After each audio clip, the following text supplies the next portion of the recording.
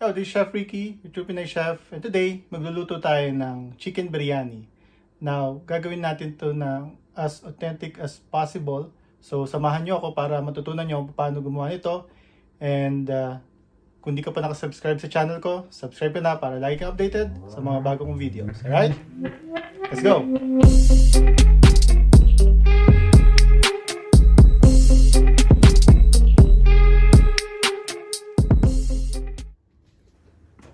Alright, so gagamit tayo dito ng boneless chicken thigh, pero pwede din kayong gumamit ng chicken breast kung para hindi nyo na kailangan i-boneless pa yung chicken thigh.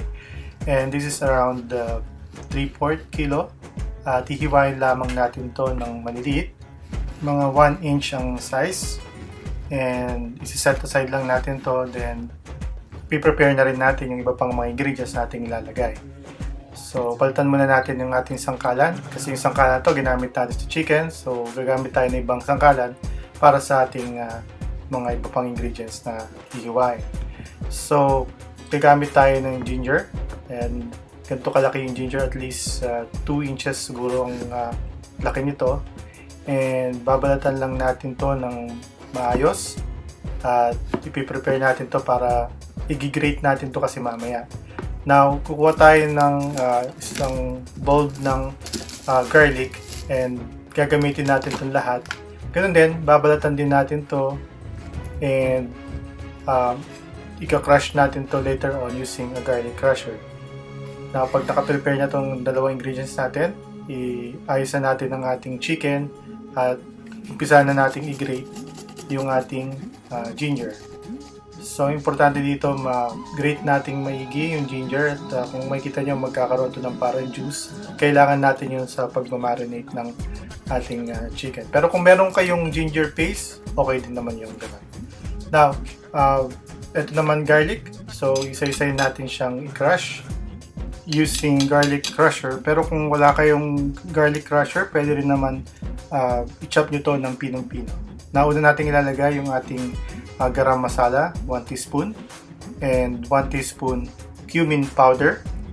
Also, gagamit din tayo dito ng 1 teaspoon of Turmeric Powder, and 1 teaspoon of Coriander Powder. Also, 1 teaspoon of Chili Powder para sa extra kick, and then 1 teaspoon of Cinnamon Powder. Alright. Also, maglalagay din tayo ng cayenne pepper para sa pampanghang. At least a dash of it. Okay na yan. Huwag natin masyadong lagyan ng cayenne, baka masyadong umanghang. And lagyan din natin ng 1 teaspoon of black ground pepper and 2 teaspoon of salt. Now, ihalo lang natin itong maigi para ma-incorporate lahat sa ating manok. Also, maglalagay din tayo dito ng yogurt. So, gagamit ako ng 3 tablespoon of plain yogurt. Ito yung magbibigay ng moist sa ating marinated chicken. Then, pag nahalo na natin siya maigi, set aside lang natin siya for at least 30 minutes. At i-prepare na natin yung ating gagamiting basmati rice. So, yung basmati rice, ibababad lang natin siya sa tubig. At least 450 grams yun. Now, i-prepare na natin yung ating toppings. Isa sa mga toppings natin is onion. So, gagamit ako dito ng one whole, at least medium size, or kung large size, okay lang. Mas maraming onion, mas masarap. Ipiprito lang natin itong maigi hanggang sa mag-brown siya. At pag nag-brown na siya, tatanggalin natin siya sa ating kawali. At isi-set aside lang natin siya kasi gagamitin natin siya mamaya pang toppings. So, ganitong color ng onion, okay na to. Now, on the same pan na pinagprituan natin ng sibuyas, maglagay lang tayo ng konting mantika muli at doon na natin ilalagay yung ating minarinate na chicken. Alright? So, just drop it like that. Hindi natin kailangang ilagyan pa ng kahit ano. And halu-haluin lang natin.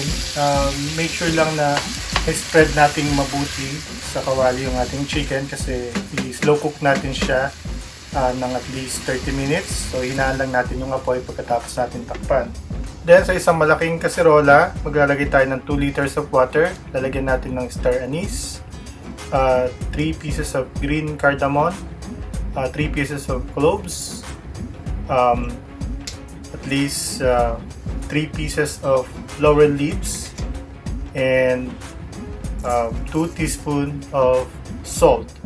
So ito ang gagamitin natin sa pagluluto ng basmati rice. Papakuluin lang natin to, at kapag kumukulo na yung binabad nating basmati rice, ilalagay na natin siyang diretso. By the way, yung basmati rice natin, hinugasan tong maigi bago binabad ng at least 15 minutes. Alright? So yan, pagka tapos niyang ilagay dyan, siguro at least 10 to 15 minutes, medyo luto na siya, pwede na natin siyang i-drain. So i-continuous natin yung luto niya mamaya dun sa ating chicken na niluluto. And i-drain natin to, and then isa-set aside lang natin pag hindi pa luto ang manok. Now, check na natin yung ating chicken. At ito yung ini-slow cook nating manok, and mukhang malambot na siya, nagsabaw na siya. So pwede na natin ilagay yung ating basmati rice. Now, ilagay lang natin siya on top of our chicken, and spread lang natin maigi. Hindi na natin kailangan i-mix. So nakalagay lang siya sa top ng chicken natin, and then ilalagay na natin yung iba pang mga toppings like yung hiniwang kamatis, and lalagyan din natin to ng chopped eggs. Yan. So para magandang tingnan. And then ilalagay na rin natin yung ating roasted onion, and tatakpan lang natin to at lalagay natin sa medium heat for at least 5 minutes, and after that magmo-moist na siya tulad nito. And pwede natin ilagay yung ating coriander. So gagamit ako dito ng fresh coriander para sa ating garnishing on top of it, para maganda naman tignan yung ating chicken biryani.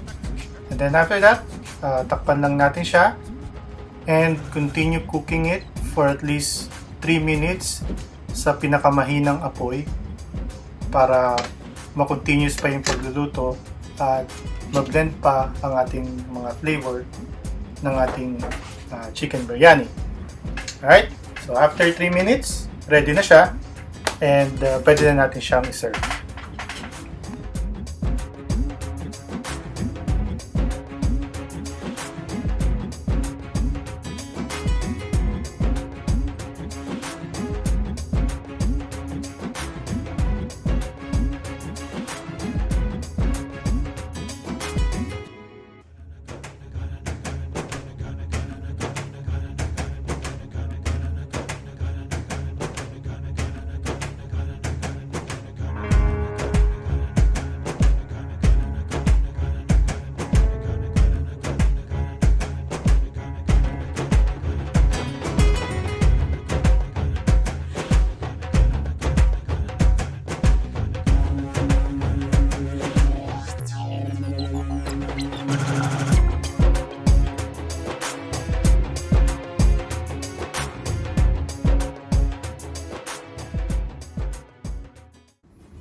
Alright, so natapos na natin yung ating chicken biryani. So ganun lang ang pagluluto nun. So para ka lang nag-aadobo. Minamarinate lang yung manok, and then after that, ilalagay mo na yung basmati rice. So yung basmati rice para lang din ginawa nating pasta. Pero may flavor nga lang yung ating tubig, and then i-drain natin yun. So parang pasta lang talaga. Now, tignan natin kung anong lasa itong ginawa natin chicken biryani.